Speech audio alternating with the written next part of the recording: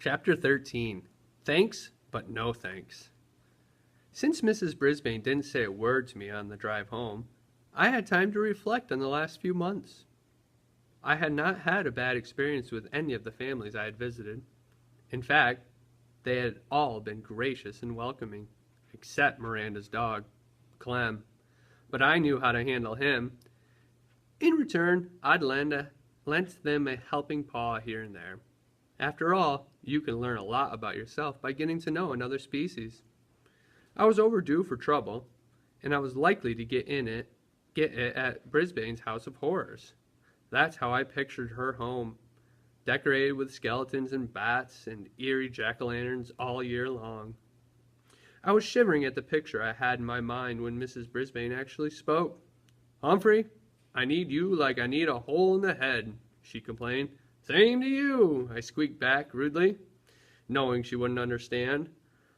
"I don't know what Bert's going to say about you, but whatever it is, it won't be pleasant." "Nothing he says is, lately," she continued. "Bert? Who's Bert?" Then I realized it must be her husband, the one who's sick. Well, I was certainly not looking forward to meeting him based on what I had just heard. "It won't be much of a Thanksgiving," she said. "We don't have much to be thankful for this year, but I'll try." "Good for you," I squeaked. She almost smiled. "Thanks for the support." The Brisbane house was yellow with white shutters and lots of big trees. Colored leaves covered the front yard. "And on top of everything else, I have to rake," Mrs. Brisbane said through gritted teeth. Inside, the house was surprisingly cozy. Not a skeleton or bat in sight.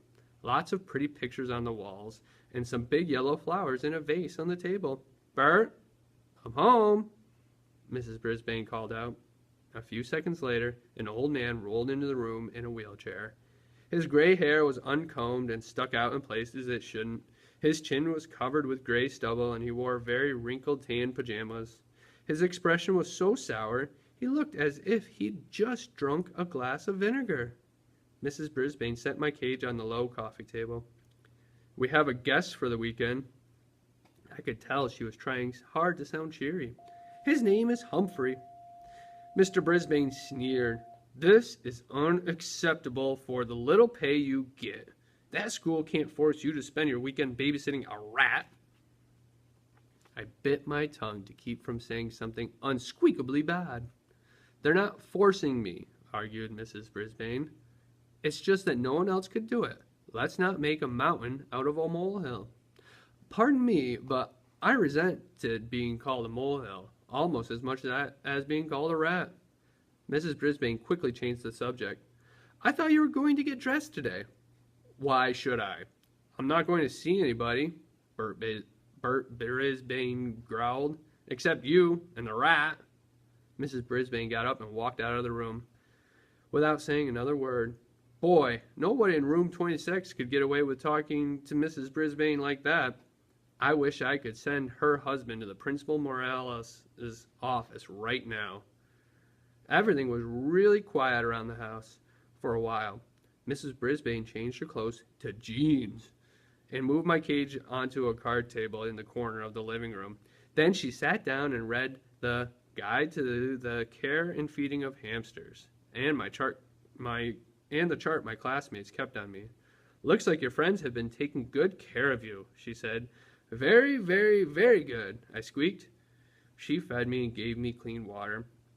And then she and Mr. Brisbane ate dinner in some other room while they watched TV. They went to bed early. I'll bet they didn't say 2 words to each other. Even Miss Mac talked more at home than they did, and she lived alone. The next morning, Mrs. Brisbane was up very early, and soon the house smelled yummy. I thought maybe I would like this Thanksgiving thing after all, at least the good smelling and eating part. What I didn't like about Thanksgiving was Mr. Brisbane. While Mrs. Brisbane was clattering pots and clinking pans and making things smell good, he sat in his wheelchair in the living room and frowned. No, I know a better vocabulary word, scowled. After a while, he called into the kitchen, "Sue, why don't you stop all the cooking and just sit down for a minute?" Mrs. Brisbane popped her head out of the door and said, "It wouldn't be Thanksgiving without turkey and all the trimmings."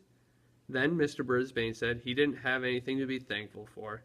Mrs. Brisbane went back into the kitchen, banged around some pots and pans again. That sour expression on the old man's face was starting to get to me, so I decided to take a little spin on my wheel. I really got that thing going at high speed. I was going so fast, I couldn't even see whether Mr. Brisbane was smiling or frowning. Finally, Mrs. Brisbane came into the room to sit down. "Would you look at that, Sue?" her husband asked. "He does that all the time," she said, "just spinning his wheels like me, stuck in a cage and going nowhere." Mr. Brisbane's voice was so grim, I stopped spinning. Whew! I was a little dizzy. "You're wrong, Bert," said Mrs. Brisbane. "Humphrey's not stuck. He goes everywhere. Every weekend, he goes to another house. He eats different foods. He gets out of the cage and runs through mazes. He runs and jumps and climbs. You're the one spinning your wheels and going nowhere. You're stuck in a cage. But it's a cage you made. Well, you could have knocked me over with a feather." When I heard Mrs. Brisbane talk that way, Mr. Brisbane was surprised too. "Do you think I wanted that car to hit me?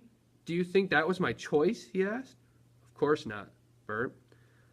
I'm so grateful you lived through it. That's the point. You're alive, but you sure don't act like it." With that, Mrs. Brisbane got up and went back to the kitchen. Meanwhile, Mr. Brisbane scowled and frowned and glared at me. Finally, Mrs. Brisbane put the food on the dining room table. I watched them eating their dinner from my vantage point, on the table in the living room. They ate, but they didn't say much. "The food is delicious," Mr. Brisbane finally said. That's the nicest thing I'd heard him say so far.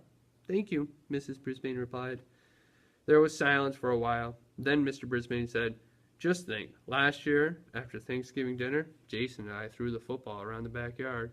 Now, I'm stuck here and Jason's in Tokyo." "Let's call him, Bert," his wife suggested. "It's too early there," he said. "We'll have to call later." Football, Jason, Tokyo. You can learn a lot if you stop spinning and start listening. I listened late that night when they called Jason, who turned out to be their grown-up son who was working in Tokyo, which is far, far, far away, even further than Brazil, according to the maps in room 26. Boy, there were more Mrs. Brisbanes than I'd ever dreamed. One was mean to me, one was nice to students, one was a wife, another was a mother, one was a cook, one wore dark pantsuits, the other wore jeans. But which one was the real Mrs. Brisbane? That night, as they headed out of the living room and toward the bedroom, I heard Mrs. Brisbane, the wife, say, "I know you think I was being hard on you, Bert, but it really is time for you to think about what you're going to do with the rest of your life." Mr. Brisbane didn't answer. Tip 13. Remember, hamsters are very, very curious. Guide to the Care and Feeding of Hamsters. Dr. Harvey H. Hammer.